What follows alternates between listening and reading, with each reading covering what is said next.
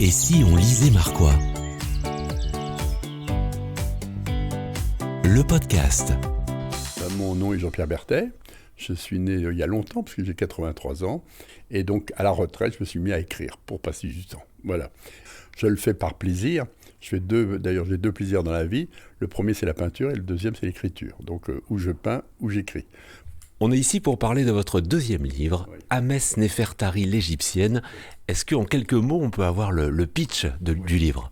Écoutez, c'est une recherche, parce que c'est un détective privé qui, lui, on lui demande de retrouver une fille, une femme, et il recherche cette femme, et il se rend compte que c'est une femme qui a disparu, qui était une Égyptienne, et donc il fait la recherche de cette Égyptienne à travers Marc en Barœul, à travers pas mal de péripéties dans cet endroit, et il la retrouve, voilà. Alors si je raconte le livre, c'est même plus la peine de le lire, donc voilà. Donc ça n'a rien à voir avec l'Égypte en plus de ça, parce que beaucoup de gens me disent « Ah, c'est un livre sur l'Égypte ». Non, pas du tout. C'est un livre qui se passe à Marc en Barœul, sans Égypte, etc. Les femmes qui sont là sont des Égyptiennes, mais c'est un accident. D'ailleurs, pour la petite histoire, je ne sais pas d'où est venue cette Ahmès Néfertari. Elle est venue dans mon subconscient. Je ne sais pas du tout. J'ai su maintenant qui elle est, parce que j'ai lu beaucoup de choses sur elle, mais au début, je ne savais même pas qui c'était. Donc, ce n'est pas un livre sur l'Égypte, c'est un livre d'un détective privé qui recherche une femme et qui est égyptienne. C'était une évidence de placer une partie de l'histoire ici à Marc en Barœul? Oui, c'est quand même plus sympathique de le faire dans l'endroit où vous vivez. Il y a 30 ans que je suis à peu près à Marc en Barœul, donc j'ai trouvé tout simple de pouvoir parler de Marc en Barœul.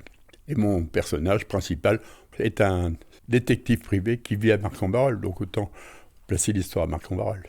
Et le détective s'appelle Nathan Parker. Il est venu d'où ce nom? Alors Nathan Parker, c'est comme ça, je sais même pas pourquoi.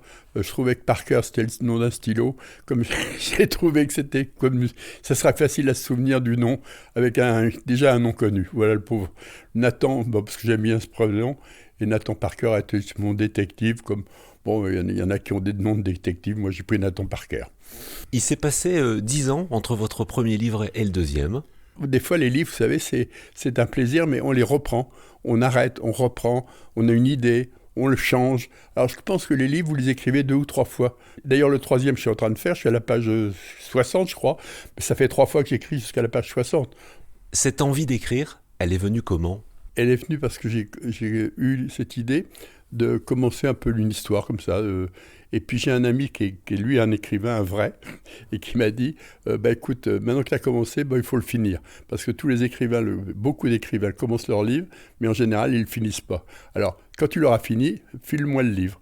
Et c'est ce que j'ai fait. J'ai voulu aller jusqu'au bout, et je le remercie d'ailleurs. Où est-ce qu'on peut les trouver, les livres? Alors, normalement à la FNAC et chez Edilivre, qui est l'imprimeur. Donc, si vous recherchez Jean-Pierre Berthet, avec le nom Néfertari, Ahmès Néfertari, vous le trouvez sur n'importe quel ordinateur. C'est quoi votre endroit préféré pour lire?